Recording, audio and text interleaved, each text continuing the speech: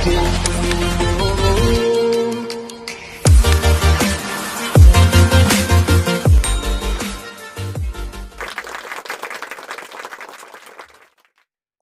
siang dan salam Beyond Education Podcast bersama saya Agung Surya Gumelar yang akan menemani Anda semuanya di minggu-minggunya, di hari-harinya, di bulan-bulannya. Sekarang pokoknya Beyond Education Podcast tiap bulan dan tiap minggu gitu pasti ada ya. Dicek aja langsung di linknya, itu temuannya. Silakan ditonton dan juga di share kepada orang-orang yang membutuhkan. Itu gratis, tidak ada bayaran, dan subscribe juga jangan lupa. Biar nanti langsung ada yang terbaru, langsung dapat notifikasinya dan loncengnya diaktifkan.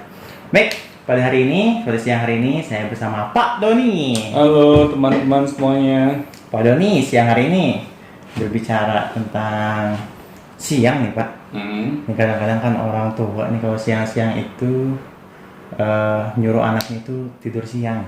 Iya. Tidur siang gitu. Emang tidur siang itu katanya sih bagus untuk pertumbuhan ya Pak ya? Katanya sih.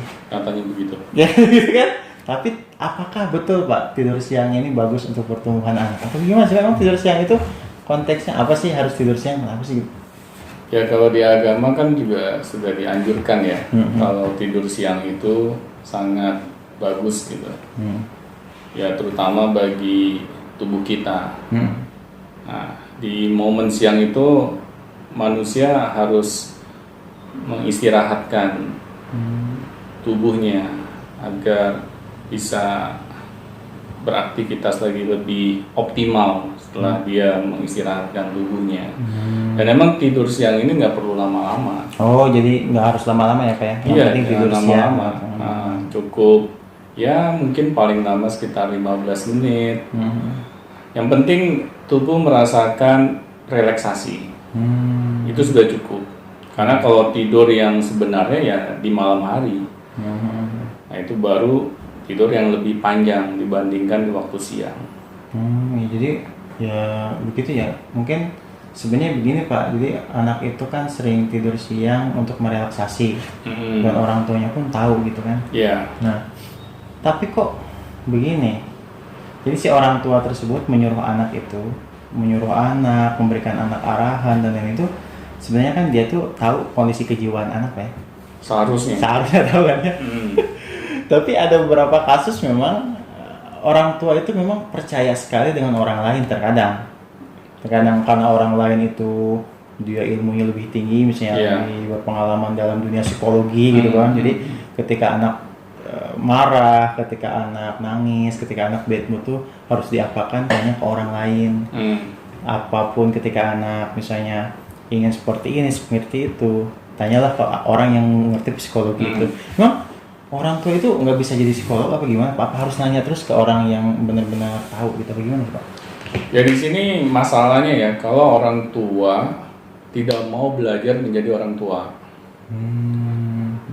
Seharusnya anak yang dilahirkan dari rahimnya, orang tua mau belajar bagaimana mendidik seorang anak itu yang seharusnya.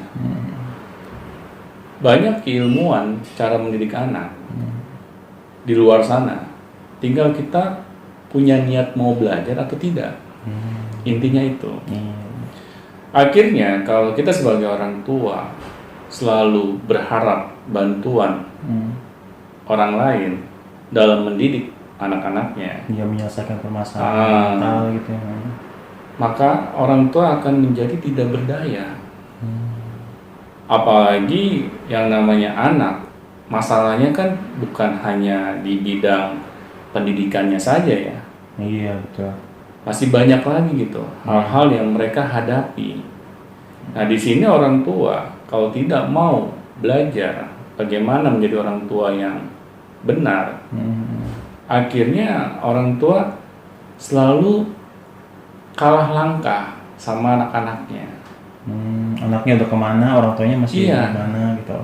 Dan akhirnya di sini terjadi sebuah konflik antara orang tua dan anak. Akhirnya ketika mereka mengalami konflik, orang tua sudah tidak sanggup dalam menyelesaikannya. Akhirnya ya nggak jauh-jauh lagi mereka akan minta bantuan ke orang lain. Kayak di klinik psikologi gitu ya, kayak di klinik bisa terapi gitu.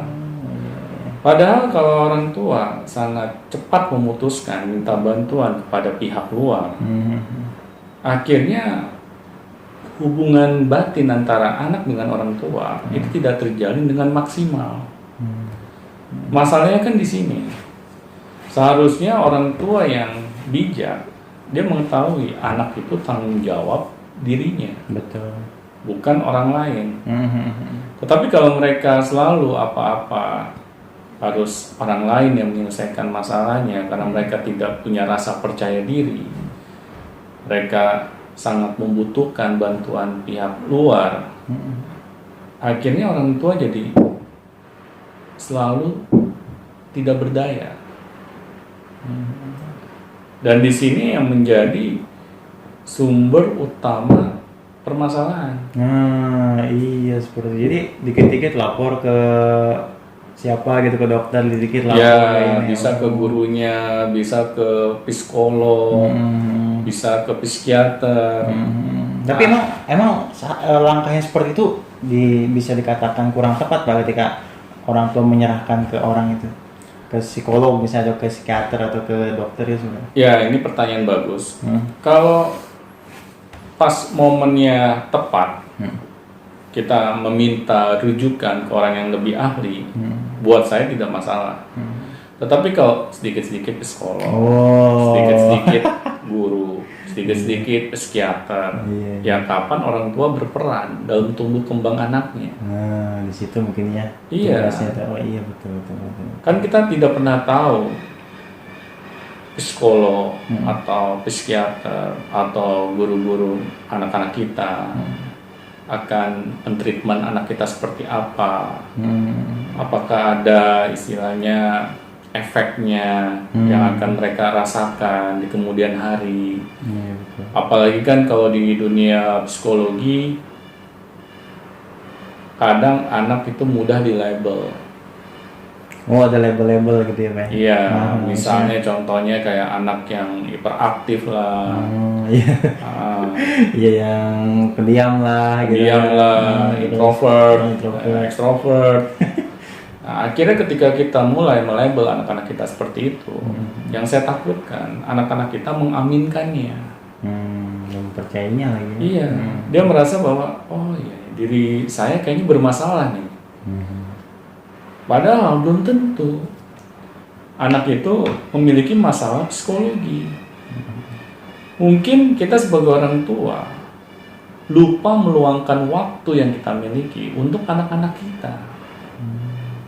Misalnya kita bercengkrama dengan anak kita, kita mau berbicara dari hati ke hati dengan anak-anak kita menanyakan bagaimana kabarnya, bagaimana kegiatan mereka di luar. Anak butuh teman bicara. Jadi durasi itu kayak ngobrol dengan kawan-kawan itu kurang panjang mungkin dengan anak ya Pak ya? Ini karena mungkin anak udah sibuk di sekolah, orang tua sibuk di pekerjaan. Nah, iya, paling malam. Nah malam juga mungkin udah pada lelah. Iya, akhirnya anak langsung masuk ke kamar, orang tua juga langsung masuk ke kamar. Karena saya pernah ada tetangga saya yang curhat sama saya, Pak Doni, ini anak saya semakin besar, sepertinya kayak semakin jauh sama saya ya. Malah makin jauh ya. Saya tanya kenapa Pak? Ya saya juga nggak paham sih. Saya merasa nih rumah segede gini, tetapi kayak nggak ada orangnya gitu, nggak ada kehidupan. Jadi anak saya langsung masuk ke dalam kamarnya, ya dengan kesibukannya. Saya juga nggak tahu apa kesibukannya. Dan saya juga melihat di ruang tengah nggak ada orang sama sekali. Akhirnya saya pikir ya buat apa saya berada di ruang tengah. Akhirnya udah saya masuk ke kamar aja. Jadi saya melihat hubungan yang baik itu tidak ada di dalam rumah saya. Yang ada interaksi. Iya. Saya tanya ini udah berlangsung berapa lama Pak? Ya semenjak ini aja anak-anak remaja. Oh gitu. Oke.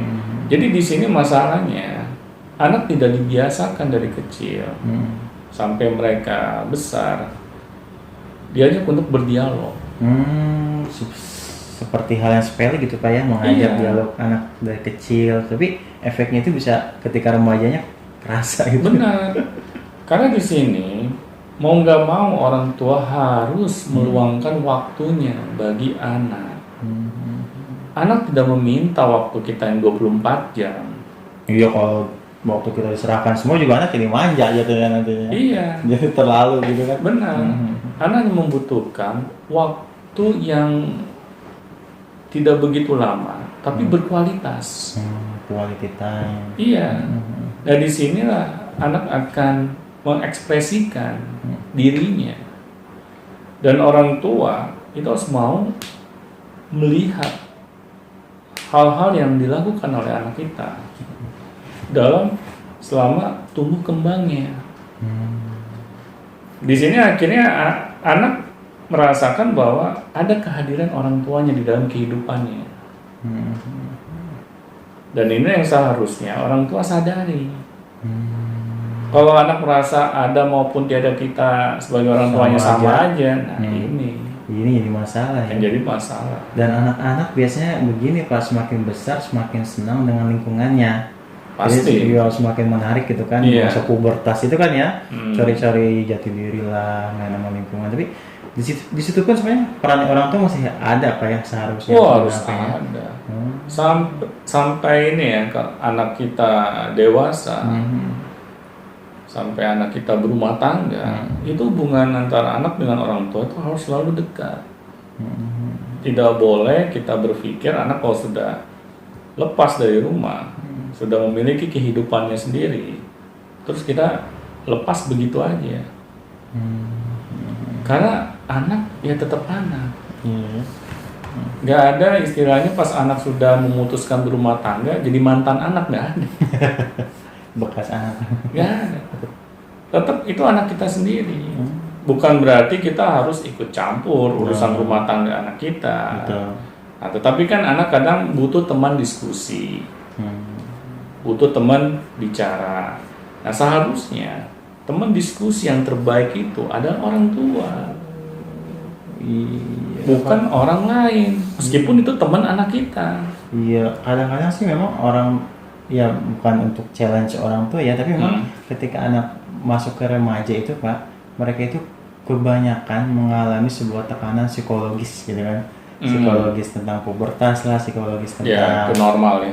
Itu normal, tentang pasangan lah gitu. Tapi sebenarnya orang tua itu bisa nggak sih jadi seorang psikologis anak? Jadi seorang psikolog anak. Iya, psikolog anak itu karena pastinya.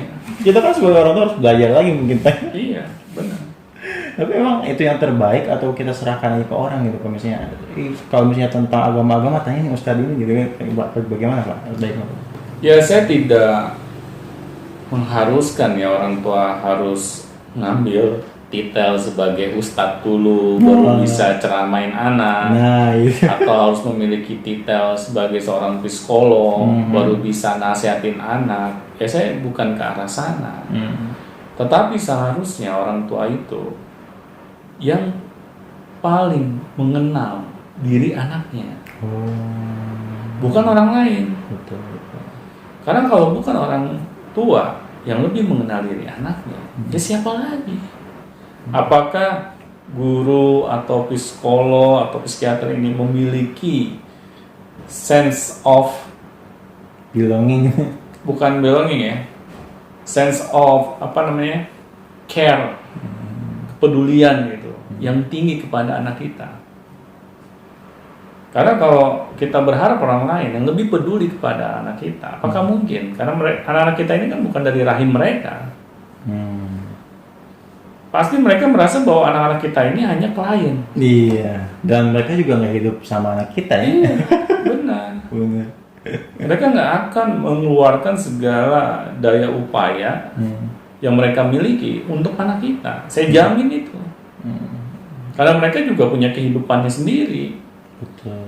Seharusnya orang tua lah yang memiliki daya upaya yang maksimal bagi anak-anaknya. Terpusat di orang tua gitu. Terpusat di orang tua. Karena di agama sendiri sudah membocorkan bahwa anak ini sebagai amanah yang Tuhan titipkan kepada orang tuanya. Pernah nggak Agung dengar gitu, anak diamanahkan kepada guru-gurunya gitu? Sama tukang guru. Iya. Nah di sini kan apa ya? Sebenarnya kita sudah diberikan kode oleh Tuhan. Betul. Bahwa anak ini adalah tanggung jawab 100% Orang tua. orang tuanya. Iya, tapi kenapa masih baik gitu Pak di psikolog gitu?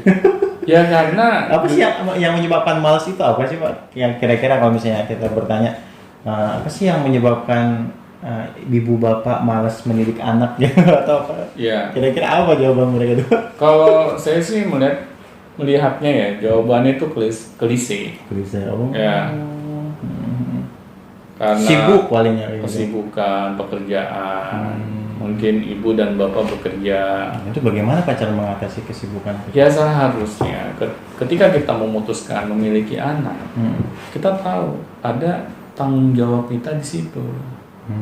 Jadi nggak ngasal gitu.